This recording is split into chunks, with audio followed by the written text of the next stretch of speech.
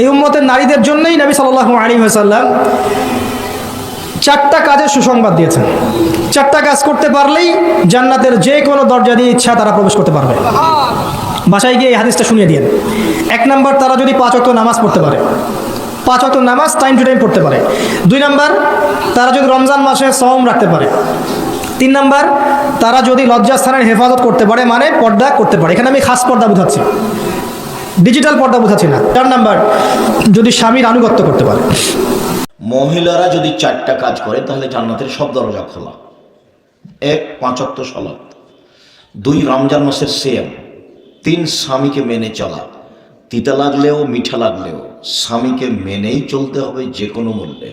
4, জেনায় লিপ্ত না হওয়া। এই 4টা কাজ যদি মহিলারা করতে পারে তাহলে তার জন্য জান্নাতের সব দরজা খোলা, যে কোনো দরজা দিয়ে ঢুকতে পারবে। বিশ্বনবী বলেন, ও রমণীরা, ও নারীরা, যে সমস্ত নারী এই 4টা কাজ করবে, এই 4টা কাজের গ্যারান্টি দিবে, তাদেরকে জান্নাতের 8টা দরজার গ্যারান্টি দেয়া হবে। কি 4টা কাজ? 1 নম্বর, আলমারআতু ইযা সাল্লাত খামসাহা, যে নারী 5 ওয়াক্ত নামাজ পড়ে। সামাত শাহরা, রমাদানের রোজাগুলো রাখবেন। হাফিজাত ফুরুজাহা, যে নারী তার চরিত্রকে হেফাজত করে, তার প্রাইভেট হেফাজত করে, তার লজ্জাস্থান হেফাজত করে। ও আতাআত বালাহা, স্বামীর আনুগত্য। এটাতে অনেকে ভুল করে থাকে। হায় রে আমার বোনেরা, স্বামীর আনুগত্যকে এটা নিজের অপমান মনে করবেন না। আপনার স্বামী আপনার সবচেয়ে বড় গার্ডিয়ান। এই 4টা কাজ যদি কোনো নারী করে, বিষ্ণুনবী বলেন জান্নাতের 8টা দরজা খোলা। তোমার যেটা দিয়ে মনে চায় সেটা দিয়ে জান্নাতে তুমি এন্ট্রি নিতে পারবা।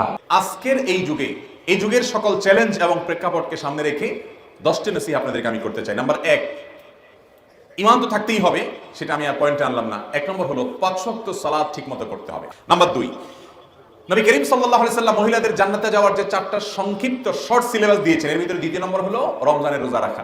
রমজানের রোজা তো আমরা রাখবো ইনশাআল্লাহ। নাম্বার 3 হলো স্বামীর আনুগত্য করা।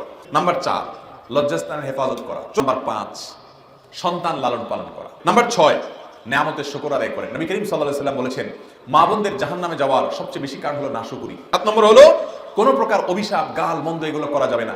8 নম্বর হলো আত্মীয়তার বন্ধন রক্ষা করা।